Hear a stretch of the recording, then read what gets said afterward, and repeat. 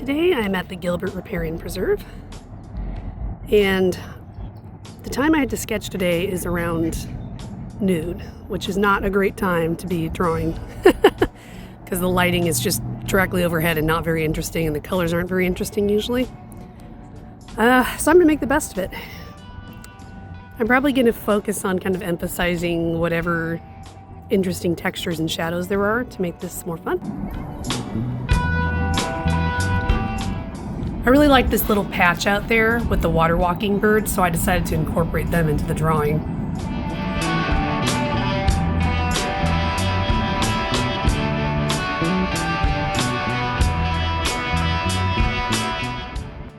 Alright, it's really cold out here. Like, the wind is just blowing. And I have lost all dexterity in my fingers, so I've hit the point where I can't really draw accurately anymore. It's kind of funny.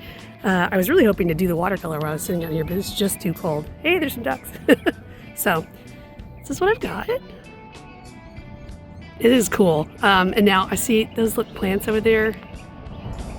I moved them like over here so that they would be in the frame. I think it just kind of gives it an extra added depth. See what I'm saying? So, yeah. Hey, duck friends.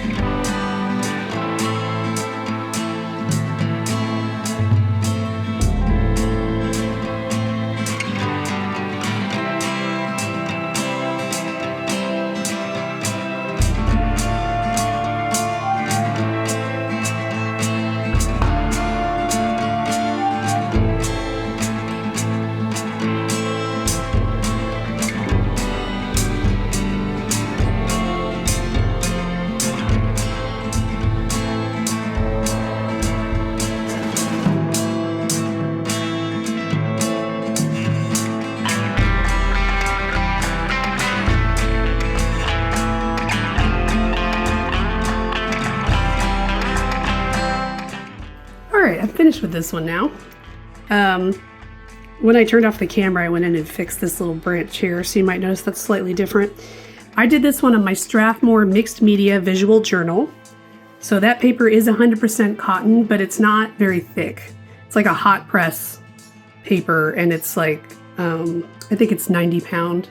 So it doesn't handle the heavy watercolor washes that well, but you know, it always looks really nice when I use the ink and the watercolor on it anyway. Like, it's actually kind of impressive. And if you ever do a lot of heavy watercolor on these pages, it does help if you just turn it over and spray the back with water. That's what I always do, and then it kind of flattens it out better.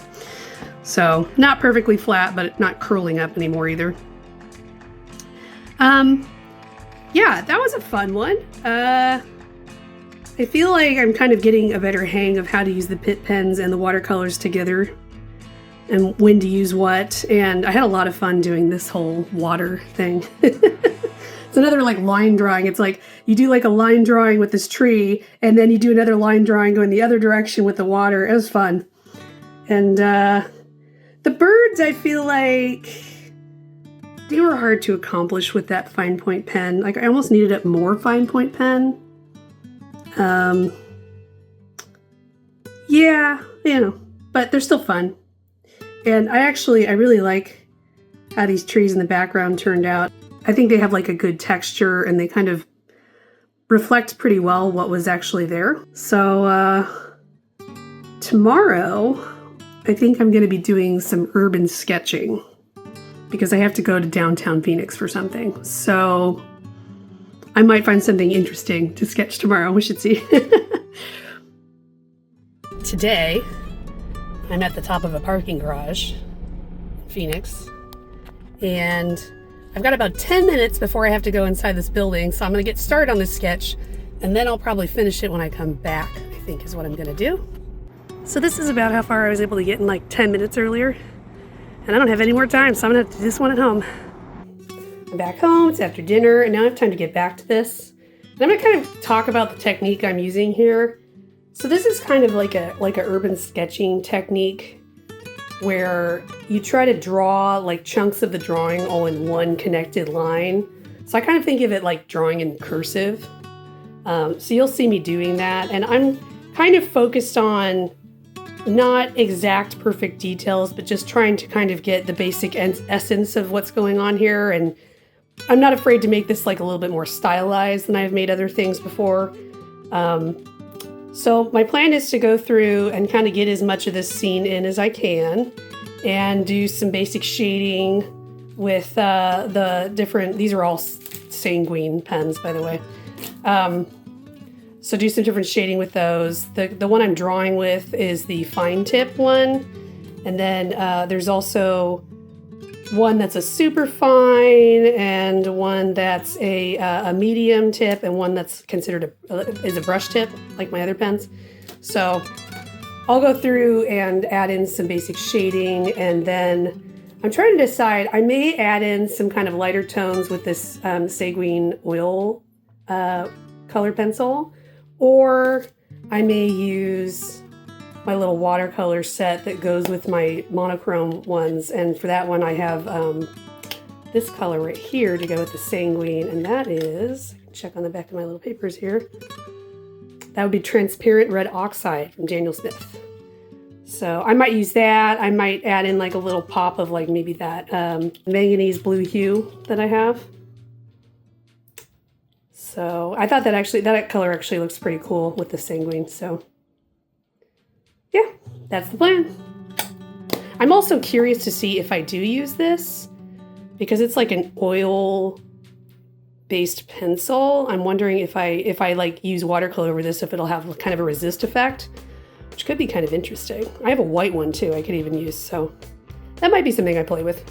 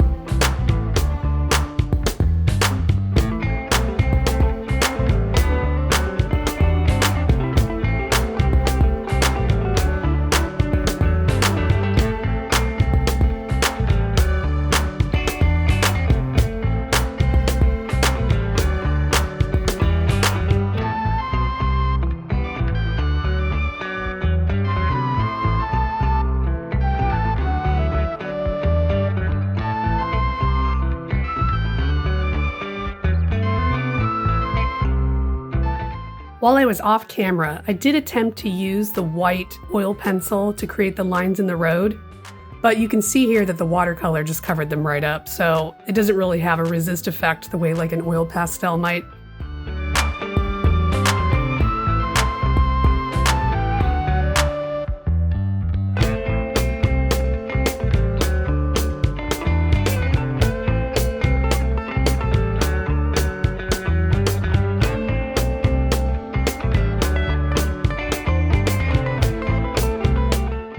I did use the sanguine oil pencil to create the texture of the rocks down below, and that actually had kind of a cool effect, so that's something I might do again.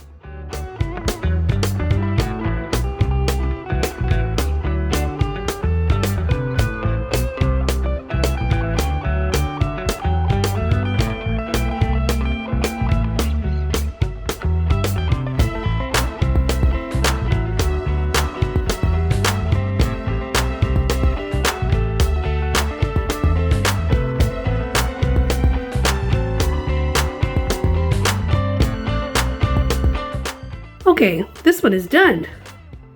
That one took me a long time, but I kind of like wanted to do like a really detailed drawing, so I had fun with this one. And since I kind of used that like urban sketching kind of a lot of lines all connected to one another and not obsessing over every little imperfection, it was fun to do.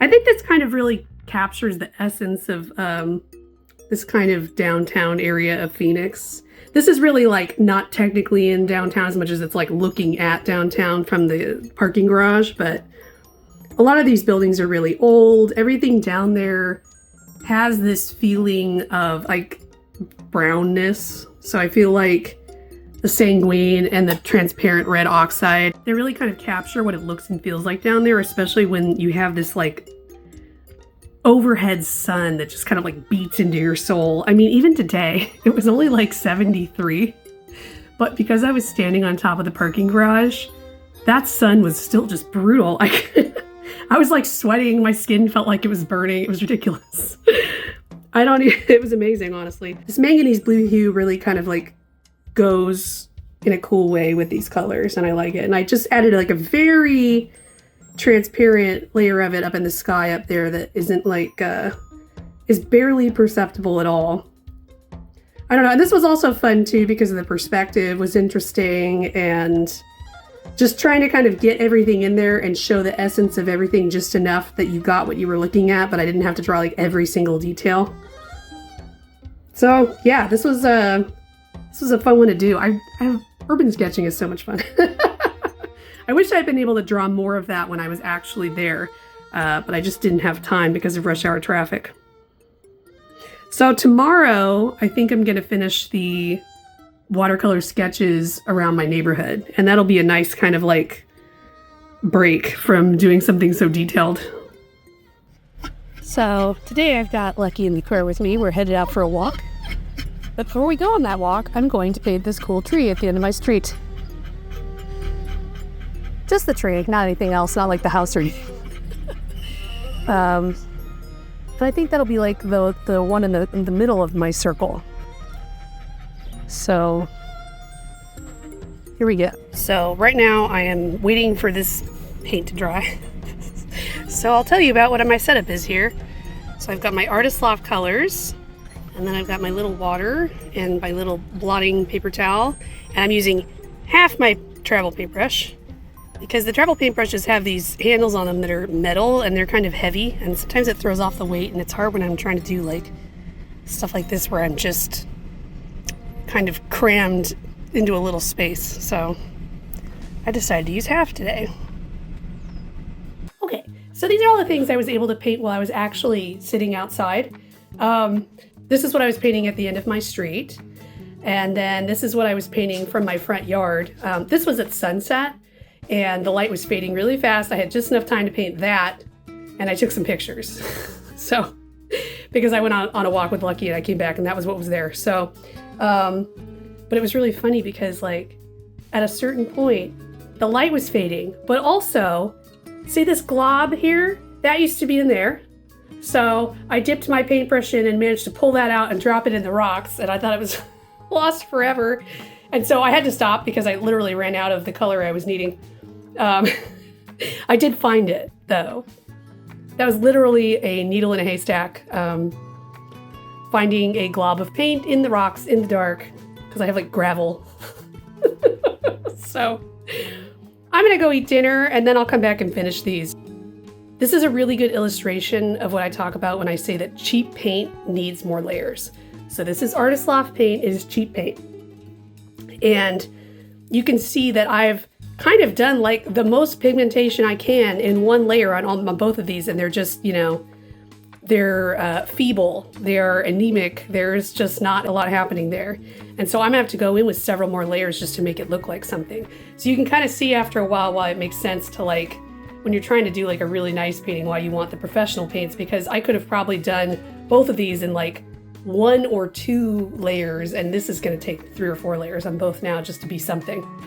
So it's interesting. It's good for like playing around and not being stressed out, but yeah, it's a little frustrating when you're trying to actually have any kind of color in there whatsoever.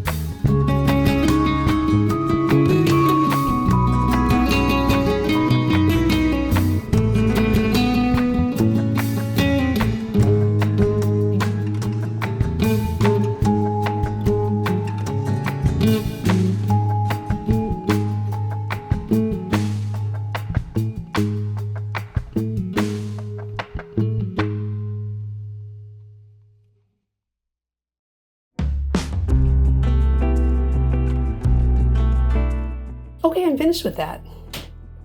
So yeah, it's about what I thought, especially on this one. Took a lot of layers to get there. Whereas if I had gone and actually used the professional paints, it probably would have happened a lot faster. So always a good reminder why those are worth it, I think. So I had a funny time here working on this because it really did start to curl up quite a bit. You know, as I had said before, this is cellulose paper, not cotton paper, and it's very thick, but you know, it just doesn't quite behave like cotton paper. And it does start to buckle and curl up.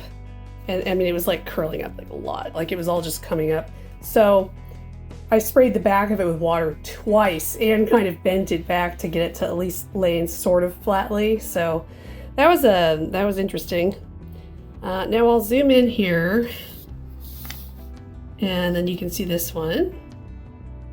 So that was a fun one. I look at this tree a lot in the neighborhood, so it was fun to get to paint it. And I was painting it in that late afternoon sun, so that's why you have like kind of these like golden reddish tones popping up a lot in here. I wish, you know, if I had been able to plan ahead a little bit more, I would have left a couple of those spots white so that I could paint in just like a really good pop of like kind of an orangey color, because it really does look like that in real life. And then, so I quite like how this sunset one turned out. It's probably my favorite. I had fun doing like the little truck there, and the brick wall and the organ pipe cactus and everything. And the sky, I mean, it really did look like that. I'll see if I can pop a picture up here.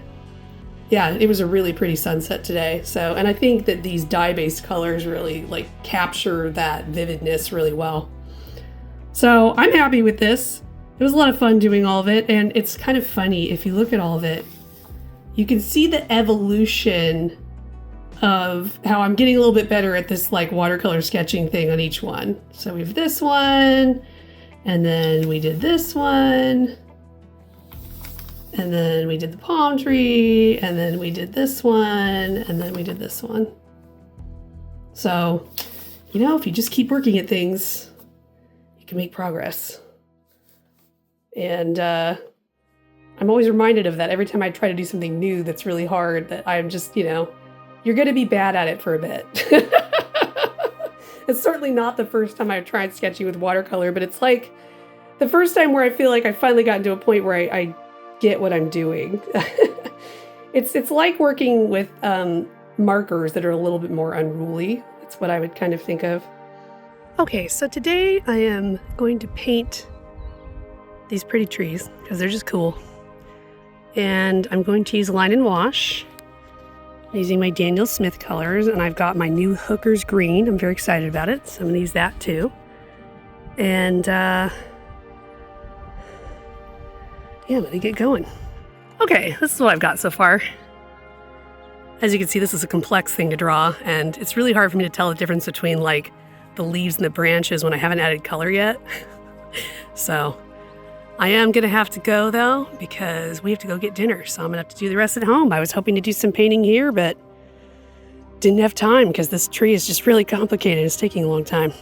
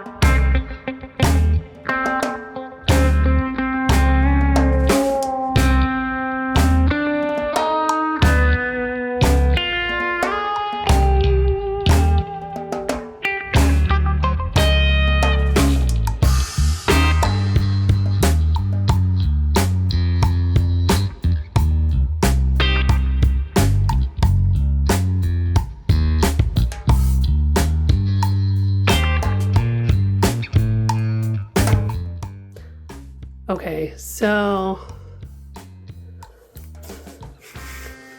I'm bothered by the fact that there's not enough contrast between the trees and the sky. They're like all the same value. So Anyway, look at some of the photographs I took.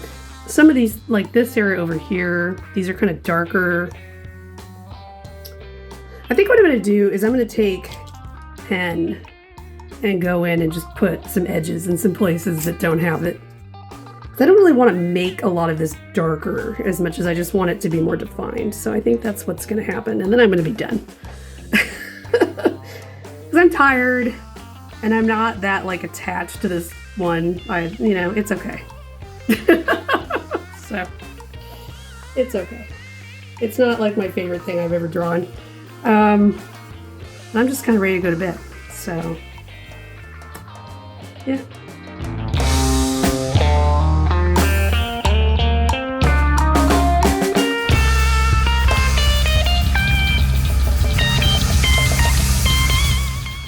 Alright, I went in there and added more detail with the pen, and I feel a lot better about it now.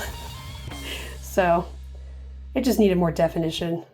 So I want to point out a few things. So that is a plane right there, and that is because right in that area we're kind of near the airfield, so we get a lot of planes flying over. And I went in and I kind of like was minimal in the detail when I was first drawing it on purpose because I wanted to kind of see how much I needed, and I didn't want it to, I wanted the watercolor to really show up. So that's why I had to go back and add so much in, especially on this one because I just wasn't sure because I was doing all of these wet on wet techniques. So I used my Daniel Smith colors for this one. And I used my new Hooker's green for all these darker greens that were in this area and this area. And a little bit up in this tree too. So that was a lot of fun. I really like that new color. That turned out pretty well, actually. I'm not super thrilled with how the sky turned out. It's really uneven, and yeah, I just didn't do my greatest job on that. Yeah. It's okay though. I think it bothers me more than it probably bothers the viewer. So, what else? Okay, so when I was painting out there, so I was painting like kind of in front of somebody's back wall, and their dog was out there just barking really ferociously at me the entire time. And, you know, then there was like a kid that drove by on like a motorbike and all sorts of stuff. So, and then finally, like the truck that does maintenance on the canal came driving up the canal, and I had to just move everything. I mean, it's kind of funny now, but it was frustrating. So yeah, I really like these trees. They're just really cool. They're huge, they're old, and they're fun to paint and draw. That ended up being a lot more work than I thought it was going to be because I had to add so much texture. So yeah. I mean, it's not even a very big, like, watercolor pad. It's like a 5x7, but it still took a long time. Probably should have picked a smaller piece of paper if I was going to do all that detail. So, I'm not sure what I'm going to do tomorrow.